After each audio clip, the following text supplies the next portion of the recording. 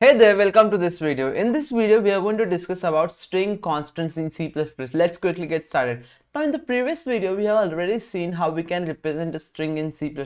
So this video is just going to be the continuation of that. Okay. So we already know that what is a string. String is nothing but sequence of characters. So for example, this is my name. So this name which I have written over here is nothing but sequence of character. It contains multiple character. So in order to deal with this kind of data, we need to create it as a string. Okay, now this is nothing but a constant. This is a string constant, I'll say. So in order to represent it as a string constant, you need to enclose it in double quotes. This is kind of a rule that you need to keep in your mind. So this becomes a string constant. So I hope you are very clear. In order to represent string constant, you need to enclose the sequence of characters into double quotes. Then and then only it will become a string constant. If you don't enclose them in double quotes, then this is kind of an invalid syntax. All right, so I hope you are clear with this point. So this is one string constant. Similarly, let's say I want to write a sentence. For example, you will rock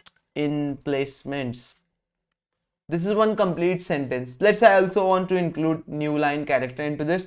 Then also you will write it in form of a string. In this way, in this case also you are enclosing it in double quotes. So it is very essential to enclose the things into double quotes. Alright, so I hope you are clear with how we can represent a string constant in C++. This is the simple way of representing a string constant. Now let's put cout statement over here.